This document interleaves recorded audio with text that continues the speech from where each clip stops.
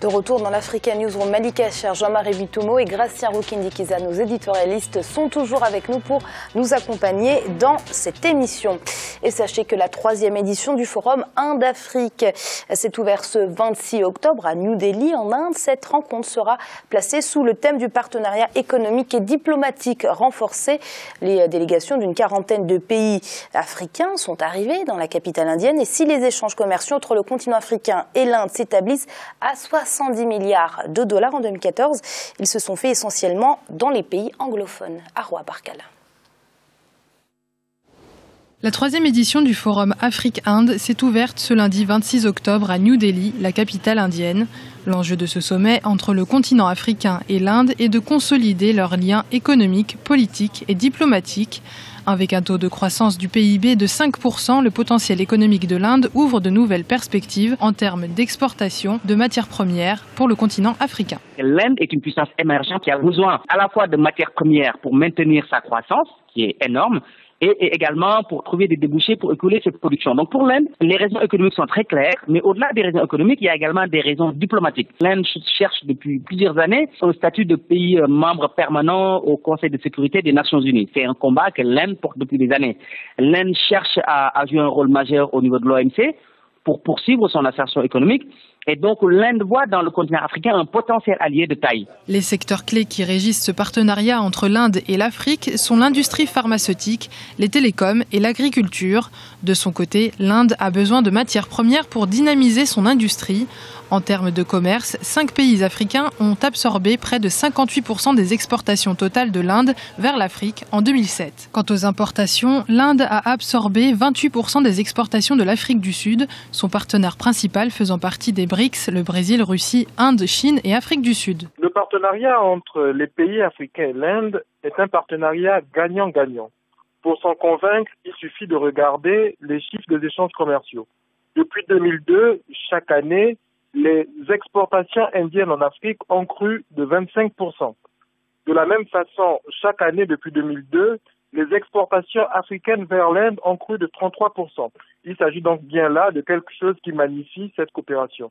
En 2014, les échanges commerciaux entre le continent africain et l'Inde s'établissaient à 70 milliards de dollars. Le gouvernement indien s'est donné comme objectif d'atteindre la barre des 222 milliards de dollars d'échanges commerciaux déjà atteints par la Chine.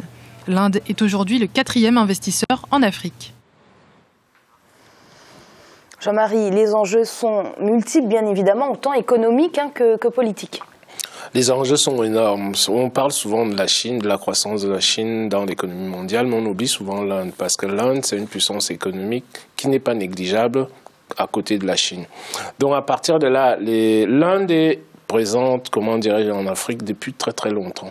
Et vous avez un certain nombre d'échanges économiques qui ponctué par la fameuse coopération Sud-Sud dont nous parlons toutes ces dernières décennies, c'est que c'est une coopération qui est favorable aux États africains, tout simplement. Pourquoi? Je le dis souvent ici, là, parce que vous avez ce qu'on appelle la proximité culturelle des individus, c'est-à-dire leurs environnements sont à peu près, ne sont pas trop éloignés. Donc cette proximité psychologique fait en sorte que les affaires se traitent de manière beaucoup plus simple, parce que le langage, il est à peu près le même. La contractualisation, si vous voulez, des choses, n'obéit pas à la logique occidentale. La contractualisation obéit à une logique qui est proche de ce que j'appelle toujours la dimension culturelle. Donc cette dimension culturelle-là étant relativement proche, l'Inde... Entre l'Inde et l'Afrique, il y a une dimension culturelle proche? Oui, tout à fait. Vous avez une dimension culturelle qui est proche, tout comme la Chine, parce que quand vous allez en Chine, vous voyez, en Chine, les gens mangent pratiquement la même chose que les gens mangent en Afrique. Donc, en Inde, vous retrouvez, si vous voulez, quand je dis proche, c'est pas en termes alimentaires, c'est-à-dire c'est la manière de raisonner sur les processus économiques, la manière d'appréhender la réalité économique n'est pas la même. Donc, vous venez, si vous voulez, d'environnements qui sont à peu près semblables.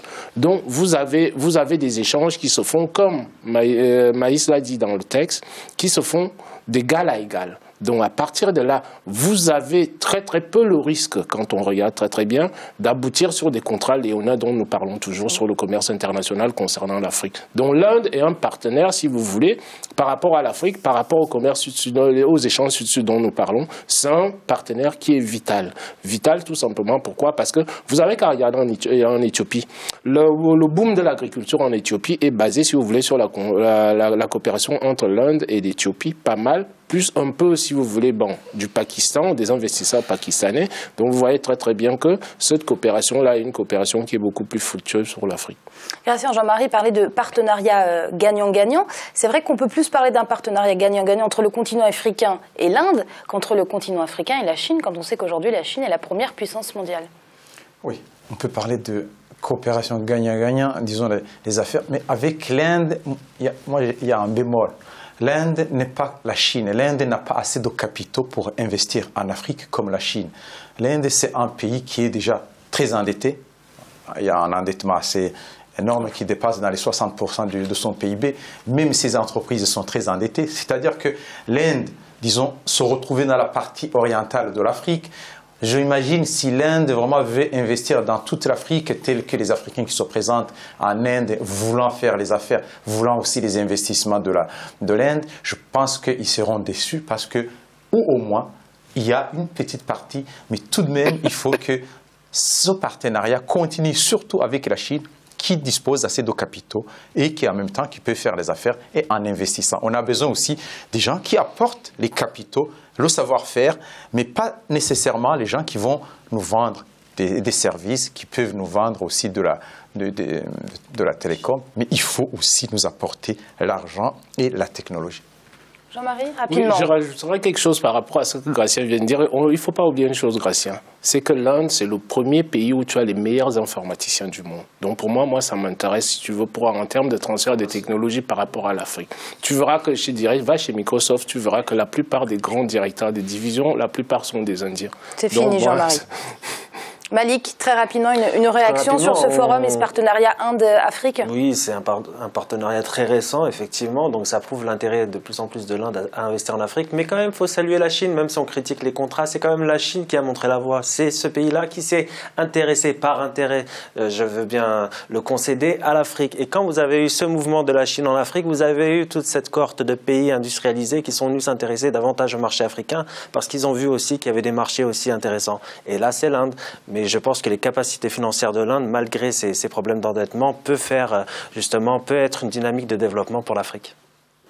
Avec un secteur agricole de plus en plus dynamique, la Côte d'Ivoire poursuit ses ambitions de croissance économique grâce à ce secteur clé. Et si l'agriculture a connu ces dernières années une embellie, c'est grâce aux producteurs auxquels il vient d'être promis la mise en place d'une assurance agricole. Deo Gracias Podo. Selon les autorités ivoiriennes, à partir de 2016, un accent particulier sera mis sur le secteur agricole qui déjà réalise de bonnes performances. Jeudi 22 octobre, il a été annoncé la mise en place d'une assurance agricole dès le premier trimestre de l'année. Mais si l'objectif est de sécuriser les revenus des producteurs ivoiriens, certains observateurs préfèrent attendre que le projet soit réellement mis en œuvre. Il faudrait effectivement que ça ne reste pas une promesse de campagne électorale. Mais si cette assurance pouvait se mettre en place, ça fait une bonne chose pour les producteurs, pour les agriculteurs, pour leur permettre justement non seulement d'assurer leurs revenus, mais leur permettre aussi d'être un peu plus compétitifs. Maintenant, c'est le financement justement de cette assurance qui poserait problème.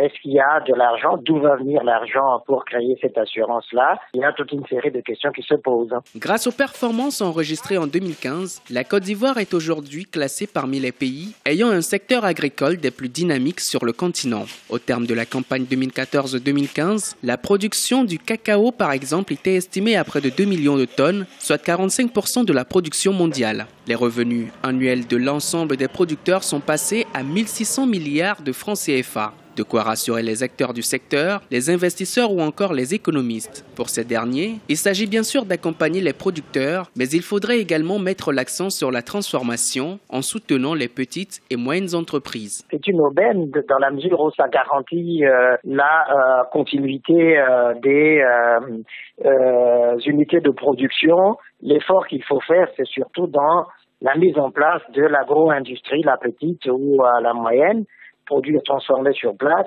et puis favoriser justement l'exportation. Donc le défi est là. En projetant la mise en place d'une assurance agricole et aussi d'une bourse des matières premières, le gouvernement ivoirien entend améliorer les conditions de vie et de travail des agriculteurs. Une loi d'orientation agricole est également prévue pour protéger les producteurs contre les intermédiaires illégaux qui opèrent dans le secteur agricole. Gratien, c'est une nécessité cette assurance agricole quand on sait que le secteur est de plus en plus décrit comme un facteur clé du développement économique du continent. Oui, c'est une nécessité parce que c'est un secteur qui était oublié par les assurances, que ce soit même pour les prêts, auprès des banques, quand on va demander un prêt, on a du mal à avoir une assurance pour le prêt, parce que quand on a une assurance, on a un prêt, on doit assurer aussi le prêt, ça se fait. Et en même temps, il faut aussi assurer, disons, une sorte de continuité au niveau de la production. J'ai une exploitation, qu'est-ce qui se passe si, par exemple, je produis moins alors que je suis en train de payer des emprunts? Dans ce domaine aussi, il faut une assurance aussi pour les paysans, les agriculteurs eux-mêmes. L'assurance santé, l'assurance aussi de tout ce qui est risque, c'est toujours important, mais il faut apporter beaucoup de choses, non pas vraiment rester sur une assurance qui est basée comme on les définit au niveau occidental. Ça doit être une assurance qui couvre la vie vraiment d'un paysan, d'un agriculteur en soi, y compris toute sa famille. Et on va passer au chiffre du jour, 2120 milliards de francs CFA. Les partenaires du Mali se sont engagés à verser cette somme pour le développement du pays. 2120 milliards de francs CFA, ce qui équivaut à 3,2 milliards d'euros. Jean-Marie. C'est une belle somme, Amira, comme je dis souvent. Les promesses, si vous voulez, en matière de développement, c'est-à-dire de fourniture de fonds de développement à l'Afrique, moi, j'en suis déjà un peu revenu parce que, bon, ces grandes messes-là, c'est vrai que on promet. Moi, il me reste, comment dirais-je, un exemple en tête, c'est Haïti. Quand Haïti, si vous voulez, vous avez eu la catastrophe qui s'est abattue sur Haïti. Vous avez pratiquement toutes les organisations internationales qui sont engagées à la reconstruction d'Haïti. On n'a qu'à regarder là où c'est aujourd'hui. Le Mali, ça peut être un exemple, si vous voulez, quelque chose de relativement intéressant. Mais moi, ce que j'attends, c'est l'effectivité, l'applicabilité et l'opérationnalité, si vous voulez, de ces promesses-là. Parce que sinon, les pays vont se reposer sur leur laurier en disant que, et ça, quelque part, ça, comment dirais-je, ça fait en sorte que les Africains, si vous voulez, nous-mêmes, on attend toujours l'aide de l'extérieur. Comme on le dit toujours, on l'a dit ici, là, la semaine dernière, concernant les élections, on attend toujours, on veut être, si vous voulez, majeur politiquement, mais d'un autre côté, quand il faut organiser nos élections, on attend toujours les aides de l'extérieur. Donc moi, ça m'impressionne pas particulièrement. Tout ce que je demande, tout simplement, c'est que cela soit opérationnel et que la parole soit tenue. Malika, Jean-Marie a soulevé deux problèmes, peut-être un effet d'annonce, parce qu'on l'a vu pour Ebola, les sommes exorbitantes qui ont été promises et qui ne sont jamais arrivées. Et puis il y a également le problème de l'indépendance du continent africain. Effectivement, on aurait bien aimé que ça soit plutôt une messe européenne, plutôt une messe africaine pour le Mali, pour lui permettre justement... Je rappelle que cette annonce a été faite lors de la conférence des donateurs qui a été organisée à Paris. Oui, justement, à Paris. Et comme l'a très bien souligné Jean-Marie, il faut voir aussi si ça va être appliqué. Vous avez eu déjà une grande messe qui s'est déroulée à Bruxelles et on n'a pas vu les financements arriver au Mali pour justement, ça concernait le développement du Mali. Et notamment la région du nord du Mali. Mais le problème aussi majeur, c'est est-ce qu'on aura un Mali stable d'ici 1 an, 2 ans? Le facteur sécuritaire est très important. Vous pouvez promettre de l'argent autant que vous voulez.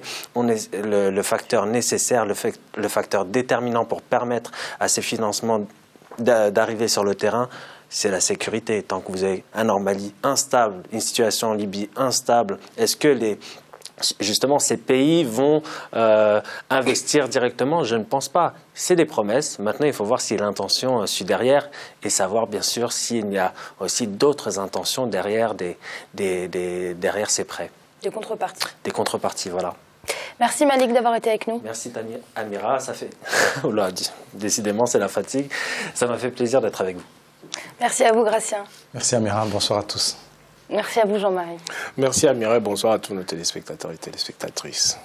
Et vous l'aurez compris, c'est la fin de cette émission, mais l'Africa Newsroom, ce n'est pas fini. On se retrouve demain pour une nouvelle édition. À très vite.